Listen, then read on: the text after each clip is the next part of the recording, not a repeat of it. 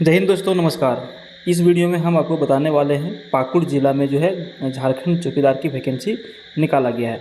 लगभग सभी ज़िलों में झारखंड चौकीदार की वैकेंसी निकल चुकी है और किसी किसी ज़िले में उसका जो है फिजिकल भी हो गया है, रिटन एग्ज़ाम भी हो गया है।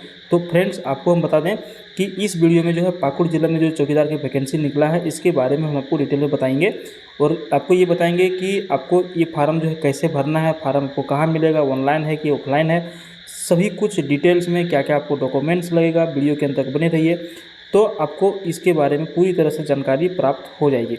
सबसे पहले आपको बता दें फ्रेंड्स, इस फार्म को भरने की जो अंतिम तिथि रखा गया है वो 12/8/2024 रखा गया है।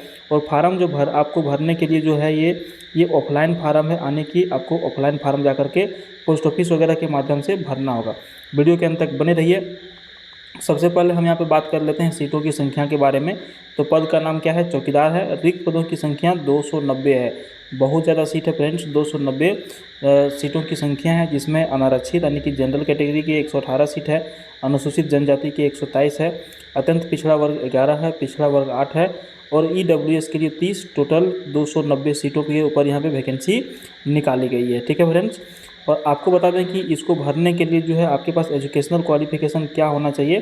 तो सिर्फ और सिर्फ अगर यदि आप 10वीं पास हैं तो आप इस फार्म को भर सकते हैं। लेकिन क्या है, झारखंड राज्य के शिक्षण संस्थान से 10वीं कक्षा उत्तीर्ण होना जरूरी है। ठीक है, चरित्र के बारे में पूछ रहा है कि चरित्र अच्छा हो एवं आपराधिक इतिहास नहीं हो, सक्षम स्तर से निर्गत चरित्र प्रमाण पत्र का आवश्यकता पड़ेगा। देखिए, कैरेक्टर सर्टिफिकेट जिसको हम लोग अंग्रेजी में कहते हैं, आपको 10वां के साथ साथ में आपका कैरेक्टर भी ठीक होना चाहिए और कैरेक्टर का एक सर्टिफिकेट भी चाहिए जो सक्षम स्तर से निर्गत चरित्र प्रमाण पत्र आवश्यक होगा। मतलब जनरली चरित्र प्रमाण पत्र जो कैरेक्टर सर्टिफिकेट बनता है वो आपके थाना से बन जाएगा। ठीक है, तो ये भी आप इसको ज़रूर बनवा लीजिएगा। 12/8/24 तक ही इसका लास्ट डेट है। तो उम्मीद करेंगे कि आप लोग सभी जो है डॉक्यूमेंट्स जल्दी जल्दी तैयार करके फार्म को जा करके भर देंगे। भरने के लिए जो आपका आयु सीमा जो रखा गया है, तो सबसे कम जो है न्यूनतम आयु सीमा है वो 18 साल है। लेकिन अगर यदि आप जनरल से हैं तो आप मैक्सिमम 35 वर्ष तक भर सकते हैं फार्म। OBC 1-2 से आते हैं तो 37 वर्ष तक भर सकते हैं। महिला, जनरल, OBC या फिर BC 1 BC 2 आप 38 वर्ष तक भर सकते हैं। ST SC से अगर यदि आप पुरुष भी हैं तो आप यहाँ पे 40 वर्ष तक भर सकते हैं और EWS के 35 वर्ष तक भर सकते हैं। तो उम्र सीमा भी बहुत ही जो है ज़्यादा रखा गया है। कोई भी लोग इसमें जो है फिट हो जाएंगे फार्म को भरने के लिए। उसके बाद यहाँ पे जो है आयु की गणना जो की जाएगी वो 1/7/2024 के हिसाब से किया जाएगा, यानी कि 1/7/2024 को आपका आयु 18 वर्ष हो जाना चाहिए। उसके बाद जहाँ जहाँ से वैकेंसी निकाला गया है उस बीट क्षेत्र का आपको अस्थायी निवासी होना ज़रूरी है। जहाँ पे वैकेंसी निकला हुआ है उसका अस्थायी निवासी आपको होना ज़रूरी है, तो ही आपका फार्म जो है मान्य होगा। ठीक है, अब ये बीट क्षेत्र क्या है, बीट क्षेत्र हम आपको वीडियो के अंत में एक बार जरूर बता देंगे। ठीक है, वीडियो के अंत तक बने रहिएगा। उसके साथ साथ में आपको साइकिल चलाने का नॉलेज होना चाहिए। और उसके बाद चौकीदार के पद पर नियुक्ति जिला स्तर पर होगी एवं उसका पदस्थापन यथासंभव उसके आवासीय बीट क्षेत्र के अंतर्गत ही होगा। ठीक है, आरक्षण जिस तरह से पहले आपको जिला लेवल पे मिलते आ रहा है उसी तरह से आपको यहाँ पे मिलेगा। समझ गए? देखिए फ्रेंड्स, अब हम लोग यहाँ पे आते हैं नियुक्ति की प्रक्रिया। तो नियुक्ति की प्रक्रिया में थोड़ा सा डिटेल में समझ लीजिएगा, क्योंकि यहाँ पे अगर यदि आप गड़बड़ाइएगा तो आपका फार्म रिजेक्ट भी हो सकता है। का नंबर में लिखता है कि चौकीदार के रिक्त पद पर नियुक्ति हेतु आवेदन पत्र संलग्न विहित प्रपत्र में दिनांक 12/8/24 की संध्या 5 बजे तक उपायुक्त पाकुड़ के पदनाम से जिला सामान्य शाखा पाकुड़ में हाथों हाथ अथवा निबंधित डाक के माध्यम से स्वीकार किए जाएंगे। 2 तरह का फार्म है, दूसरे जिलों में ऐसा हाथों हाथ वाला सिस्टम नहीं था। ठीक है, आप ऑफिस जाकर के वहाँ पर जमा कर सकते हैं हैंड टू हैंड, या फिर आप जो है बाय पोस्ट भी भेज सकते हैं। ठीक है, तो ये दोनों चीज़ आप समझ लिए। आवेदन देवनागरी लिपि में एवं सब हस्तलिखित व सब सुस्पष्ट होना चाहिए एवं इसके साथ शैक्षणिक योग्यता एवं अन्य योग्यता से संबंधित प्रमाण पत्र, कार्य अनुभव प्रमाण पत्र, उम्र, आरक्षण का दावा से संबंधित अन्य प्रमाण पत्र तथा जाति प्रमाण पत्र, निवास प्रमाण पत्र इत्यादि की सब भी प्रमाणित छाया प्रति संलग्न करना अनिवार्य होगा। आवेदन के साथ आवेदक का हाल खींचा गया पासपोर्ट साइज का 2 सब अभिप्रमाणित फोटो संलग्न करना अनिवार्य होगा। ठीक है, और उसके बाद अभी डिटेल में हम आपको बता देने वाले हैं शॉर्ट में। और उसके बाद 10x4 का एक 100 पता लिखा जो है लिफाफा उपयुक्त डाक टिकट सहित संलग्न करना अनिवार्य होगा। अब यहाँ पे सीधा सीधे आप मोटा मोटी पॉइंट समझ लीजिए। फार्म को आप हाथों हाथ और डाक के माध्यम से भी भेज सकते हैं। आपको जितना भी सर्टिफिकेट, जातीय, स्थानीय या कैरेक्टर सर्टिफिकेट या फिर एजुकेशनल सर्टिफिकेट जो आपको मांगा गया है, सभी में आपका सब अभिप्रमाणित होना चाहिए। और उसके साथ साथ में आपका जो रिसेंट साइज का पासपोर्ट साइज का फ़ोटो है, वो 2 फोटो भी आपको एक लिफाफा में देना है। और जब आप फार्म भर रहे होंगे उसके अंदर आपका 10x4 का एक लिफाफा, किसी भी किताब दुकान या स्टेशनरी दुकान में जाइएगा तो आपको मिल जाएगा, वहाँ से एक 10x4 का एक लिफाफा लेना है। उसमें अपना सब पता, यानी कि आपका जो एड्रेस है, जो बाय पोस्ट आपको कोई चिट्ठी लिखे आपके घर पे जा सकता है, उस पर एक लिखा हुआ चिट्ठी भी, मैंने लिफाफा भी आपको 10x4 का उस फार्म के अंदर डाल करके जमा कर देना है। ये हो गया आपको फार्म भरने का तरीका। अब जैसे ही फार्म भरते हैं, आपका एडमिट कार्ड रिलीज होता है, तो सबसे पहले इसके लिए व्यवस्था रखा गया है लिखित परीक्षा का। ठीक है, फार्म वगैरह सब कुछ भर जाने के बाद जितना फार्म सेलेक्ट होना है, जितना रिजेक्ट होना है, उसके बाद यहाँ पर जिनका सही फार्म रहेगा उनका एडमिट कार्ड आएगा। एडमिट कार्ड आने के बाद जो है लिखित परीक्षा होगा। तो यहाँ पर लिखित परीक्षा का 50 अंक का होगा, जिसमें आपको झारखंड राज्य से संबंधित सामान्य ज्ञान पूछा जाएगा, जिला से संबंधित सामान्य ज्ञान पूछा जाएगा। और इसको पास करने के लिए जो है कम से कम 30% अंक लाना अनिवार्य होगा। आप लोकल लैंग्वेज भी वहाँ पे आपको जो है परीक्षा देना होगा। ठीक है, लोकल लैंग्वेज का। तो उसके बाद शारीरिक माप में जो है हाइट आपका यहाँ पे कम से कम 160 सेंटीमीटर होना चाहिए जनरल ओबीसी के लिए। एसटी एससी का 155 सेंटीमीटर, महिला किसी भी कैटेगरी से हो तो 148 सेंटीमीटर। ठीक है, उसके बाद यहाँ पर आपके अगर यदि आप रिटन एग्जाम में पास हो जाते हैं, पास होने के बाद आपको क्या है कि शारीरिक जांच के लिए बुलाया जाएगा। ठीक है, शारीरिक जांच में आपका 1600 मीटर का दौड़ होगा। 1 मील यहाँ पे लिखा हुआ, 1 मील का दूरी होता है 1600 मीटर। ठीक है, 1600 मीटर का दूरी पुरुष अगर यदि है तो आपको 5 मिनट से लेकर के 6 मिनट के अंदर दौड़ जाना है। मान के चलिए अगर यदि कोई व्यक्ति 5 मिनट तक या 5 मिनट के पहले दौड़ जाते हैं तो उसको 20 अंक मिलेगा। लेकिन कोई व्यक्ति अगर यदि 5 मिनट से लेकर के 6 मिनट तक दौड़ते हैं तो उसको सीधा अंक भरा के 10 नंबर कर दिया जाएगा। और ये जो अंक है ये मेरिट लिस्ट में बहुत ज़्यादा काम करेगा, ध्यान रखिएगा। तो मैक्सिमम प्रयास करिएगा टाइम से पहले दौड़ने का। महिला अगर यदि है फार्म में भरना चाहते हैं तो आपको 8 मिनट से लेकर के 10 मिनट तक जो है 1600 मीटर दौड़ना है। ठीक है, अगर यदि आप 8 मिनट तक दौड़ते हैं तो आपको 20 अंक मिलेगा, 8 से 10 मिनट तक दौड़ते हैं तो आपको 10 अंक मिलेगा। ठीक है, और अगर यदि मान के चलिए जो समय सीमा निर्धारित किया गया है इसमें आप नहीं दौड़ पाते हैं तो आपको अयोग्य समझा जाएगा। उसके बाद लिखित परीक्षा और दौड़ वगैरह सब कुछ हो जाने के बाद एक मेरिट लिस्ट निकलता है। ठीक है, मेरिट लिस्ट में ही फाइनल आपको जो है दिया जाता है। यहाँ पे देखिए 9 नंबर में मेघा सूची। लिखित परीक्षा में प्राप्त अंक, शारीरिक जांच में प्राप्त अंक एवं कार्य अनुभव में प्राप्त अंक के योग के आधार पर मेगा सूची तैयार की जाएगी। यहाँ पे एक वर्ड आ गया कार्य अनुभव। कार्य अनुभव के बारे में यहाँ पे लिखा हुआ, मान के चलिए कोई व्यक्ति यदि पहले से चौकीदार के पद पर कार्य कर रहे हैं और वो इस फार्म को भरते हैं तो वो जितना साल काम किए हैं ना उसको उतना 2 नंबर मिलेगा। जैसे मान के चलिए कोई 5 साल काम किए हैं तो 5 × 2 ये उनको बोनस में नंबर मिल जाएगा, यानी कि उसको वेटेज दिया गया है। ठीक है, पुराने चौकीदार को, तो वो मेरिट लिस्ट में आने का संभावना लोगों का ज़्यादा है। चिकित्सा परीक्षण भी होगा जिसको हम लोग मेडिकल कहते हैं। मेडिकल फिट होना आपका ज़रूरी है। परिवीक्षा में ये लिखा गया है यहाँ पे कि ये जो आपका वैकेंसी है, अगर यदि आप इसमें पास हो जाते हैं, आपका नौकरी हो जाता है तो 2 वर्ष तक सबसे पहले आपका कार्य को देखा जाएगा।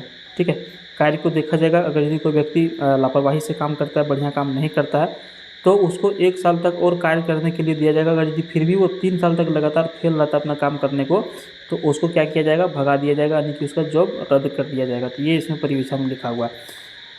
ठीक है, उसके बाद परिवीक्षा की अवधि के दौरान प्रशिक्षु को वांछित प्रशिक्षण में भाग लेना अनिवार्य होगा।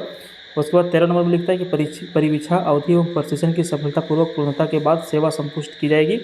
वेतन बहुत अच्छा रखा गया है, 5200 से 20200, ग्रेड पे आपका 1800 रखा गया है। ठीक है, तो सैलरी बहुत अच्छा है।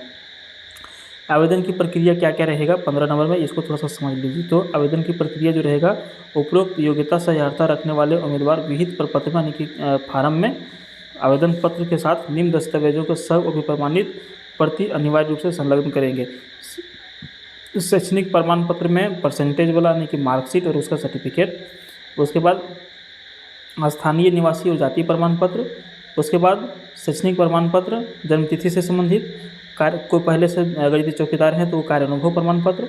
उसके बाद 4 पासपोर्ट साइज फ़ोटो और 100 पता लिखा लिफाफा जिसके ऊपर 26 रुपये का डाक टिकट संलग्न करना अनिवार्य होगा। ठीक है, ये ध्यान में समझ लीजिएगा। 26 नंबर वाला जो आप लिफाफा आप उसके अंदर डालिएगा उसके ऊपर 26 रुपये का डाक टिकट लगा हुआ होना ज़रूरी है।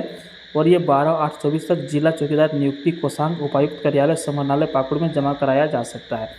समझ गए।